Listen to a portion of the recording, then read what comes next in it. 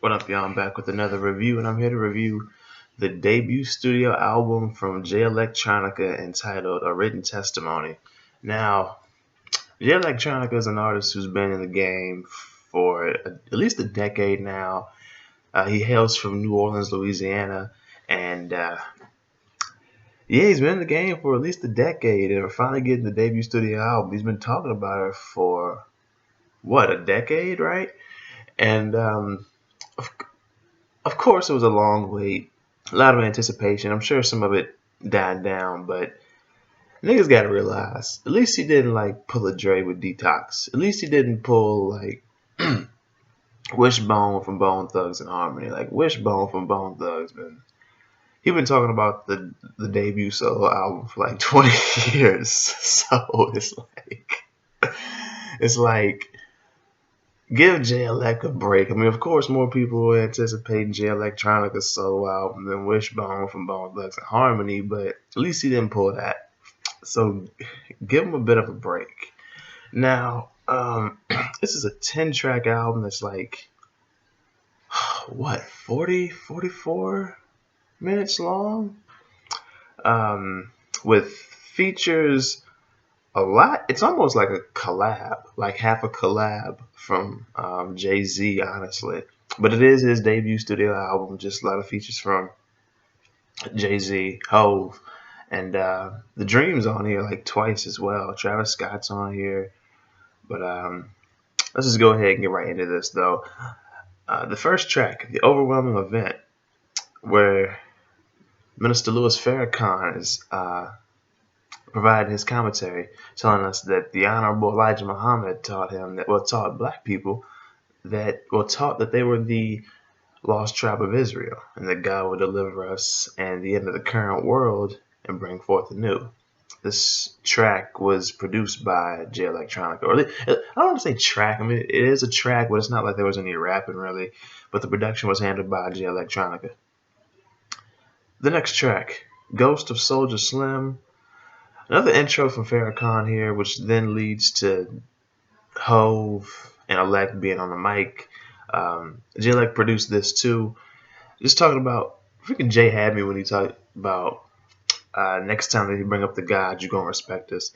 And then Elect comes in. See, having both J's is like, what do I say? And what did he say? If it come from me or Hove, consider it Quran. If it come from any of those, consider it haram. I was like, oh shit. Which then again, I'm not too surprised given like knowing what Jay-Z has talked about in his music before. Given what J-Elect has talked about in his music before. Given that he is a member of the Nation of Islam. I'm sure he studies the 5% ideology as well. But yeah. And just like what the game is kind of on right now, and what people love, artists like J-Elect for.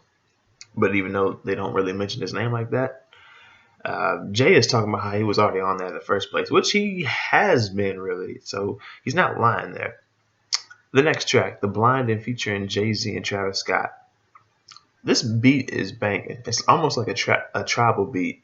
I don't mean tribal like Tribe Called Quest. I mean like, like tribal shit. With production from Swizz Beatz, Hit Boy, and A-Rab Music. It's cool to see A-Rab Music with another production feature. It's given the Joe Budden J-Elect thing, to see A-Rab Music on there. It's like, huh. I mean, I don't know if Joe had a problem with that or anything. But yeah, they just talk about the return of the Mahdi, the lost found tribe of Shabazz. I like talking about trying to live up to the hype, giving himself 40 days and 40 nights to complete the album. And then when Hove asked him if he was scared of heights, he talked about people relying on him. Jay was like, I'm killing myself trying to get this album out. Like dealing with what I see in the mirror, and what I see in the mirror is flaws. But at the same time, when I look in the mirror, all I see is Mars, which I understand what he's saying. Like, I mean, I feel like most will understand what he's saying. If you be like, look in the mirror, you see flaws. But as far as the seeing Mars thing, it's like, it's kind of like it's more so on the it's like an esoteric thing in terms of the NOI and the 5% Nation and just Black consciousness in general, but mainly with the NOI and the 5% Nation. The next track, Shiny. Wait, I believe so. No, wrong. The next track is Never Ending Story, produced by Alchemist. This is a track about the battle between wholeness and corruption and how it never ends. Jay Electronica talked about just like how he learned that if you want to be a master in life, you must submit to a master. And then Hove talked about white Jesus being a fraud and how noses in history were cut off, and that if he told Hattie White, she'd throw him out the house saying, "Yea, deliver us from this heathen." And he also talked about how Black people, are born perfect. Now everybody wants to be us. Whether you agree with that or not, that's up to you. I'm just telling you what he said. I'm not saying I agree with that. The next track, Shiny Suit Theory, featuring Hove, Dream, and produced by Jay Electronica. This is a 10-year-old track from what I understand. Puff told Jay Electronica to stop holding back and to slay. And he said, "Yeah, I do. I let the dice roll like the Father did." He's talking about Clarence 13X. Well, no, he's talking about the Father. Clarence 13X was his Nation of Islam name. But in the 5% Nation, he was the Father, the founder of the Nation of Gods and Earths, or the 5% Nation. Clarence, he's the Father. And then Hove got to talking about being on the cover with Warren Buffett and just America looking at how is this nappy-headed kid from the ghetto? How is he so on? And he's like, this must be a dream because Black men ain't kings.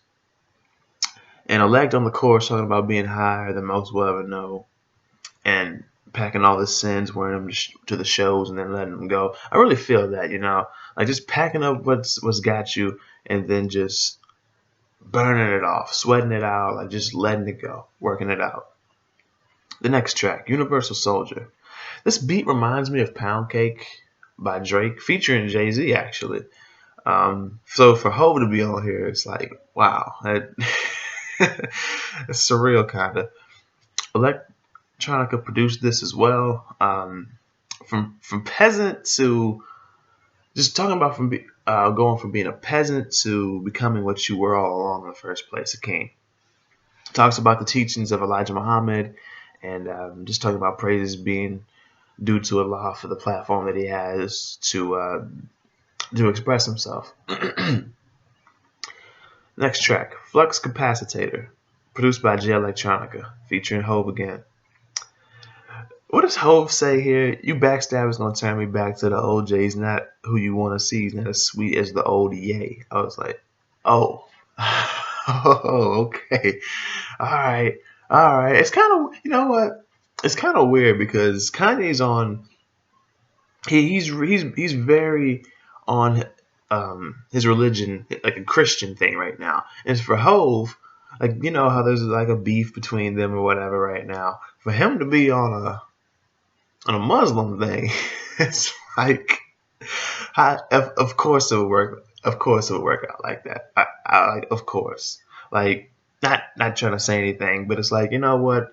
I guess that would be the case. It just happened to happen like that, wouldn't it? Hove over here, he's on his Islam thing while he's beefing with Kanye. He's on his Christian thing. It's like that. Oh, that's just a great look, isn't it? Jesus. But Hove also talked about when I die, don't tweet about it, clout chasing and all that shit. Just hug my mom, pretty much. Next track, Fruits. Oh man, he must have recorded this before his mom passed. Dang. But the next track, Fruits of the Spirit, produced by No ID. No Hove on here, but for Vic, for Elect to be given props to Vince Staples for that wait in the water line was pretty cool. The next track, that Fruits of the Spirit track was 1 minute and 30 seconds. The next track, Ezekiels Wheel, featuring Hove and Dream, produced by Electronica. Look, Electronica here is talking about how he survived in Neverland because they said the album never happened. And so in that sense, he survived Neverland. Like he made that, he had the album drop and he survived Neverland. And he talked about familiarity, not breeding gratitude, just contempt. And he talks about sometimes he was held down by the gravity of his pen, his sin, and his only logical option is to turn to the wind. He talked about just being here for it all and not letting nothing slide or ignoring anything, just trying to catch a body. With the mic at least. But I'm sure like don't mind scrapping either, like or telling somebody get the gat. Then the last track, APIDTA, which stands for All Praise Due to Allah. Man, this is a deep track. For this to be the last track too, it's like I guess it feels fitting. Like it's talking about missing loved ones and just having numbers in the phone that won't ring again, that will never ping again, and the heck is that? Just telling their loved ones to sleep well because lately they haven't been sleeping well, and just talking about how drugs don't help all the time. They've been crying, scrolling through texts and pics, and Alex seems even more sympathetic to Jay losing his mom since now he seems to have lost his. He talked about the physical returning, but the connection staying strong. It's like that you live once, or Raekwon said, I live once though, but my mind stays infinite. He said, the flesh we roam this earth in is a blessing, not a promise. I bow with those who bow to the Creator and pay homage. And he talked about the last time I kissed you, you felt cold but looked peaceful. I read our message thread when I get low and need a refill. And he said, sometimes I wonder, do the trees get sad when they see the leaves fell? Very deep track, and just the idea that this would be the not even the idea, just the fact that this is the last track on here. It seems fitting because it seems like they're saying like their final goodbyes to their loved ones. Not saying there wouldn't be any tribute tracks or any love drop to them or spread for them in future tracks, but I'm just saying like this just feels fitting. It is nice. The last two tracks, honestly, on this album, though, are probably my least favorite, but I don't dislike them at all. There's not a track on here that I dislike, actually. I really enjoy this album. And I think part of what makes me really enjoy this album is the fact that I've studied and still study some of the teachings of the Father, the Nation of Gods of Earth / 5% Nation. Read a lot of books by Elijah Muhammad, and just being a hip hop fan. Like if you're a hip hop fan, not saying if you're a real hip hop fan, or a real rap fan, but if you listen to guys like Wu-Tang, if you listen to Brand Nubian, Eric B. Rakim, Big Daddy Kane, Poor Righteous Teachers, Diggable Planets, artists like that, then you're probably going to know about the 5% Nation. You're going to know where some of this hip hop lingo is originally 5% / Nation of Islam lingo. More so 5% though. But yeah. So just the fact that some of the references and some of the lingo that was dropped, I picked up on just by studying the NOI, studying the 5% Nation, listening to artists who have talked about this stuff for years, their whole careers, really. And being I don't want to say avid reader of the Bible and the Quran, but almost being done reading the Quran and like at least halfway through the Bible, it's like some of this stuff is like, okay, I've heard this before, or I get the reference at least. I get the analogies and things like that. I'm going to give this album a solid 7 out of 10. Like, it didn't blow me away, but even though it was a 10-year wait, it was cool. I mean, I wish it could have dropped sooner, but whenever it dropped, it was going to drop. And for Hov to be on here a lot, it's like Jay even talked about that on this album. Like, for him to have Hov on here, it's like highway robbery. I have Travis Scott on here, one of the hottest artists in the game right now, too. It's like, yeah, this nigga, I mean, not too. I mean, a lot of features, but not like it's from too many different artists. It's like what Travis, Jay, and Dream, right? So yeah, 7 out of 10. If you've heard this album, let me know what you think about it in the comment section below, and what you think about my review on it. If you haven't heard this album, I definitely recommend that you check it out. Please be sure to hit the like button if you like this review. Share the review. Subscribe to the channel if you're new and like the content that you see.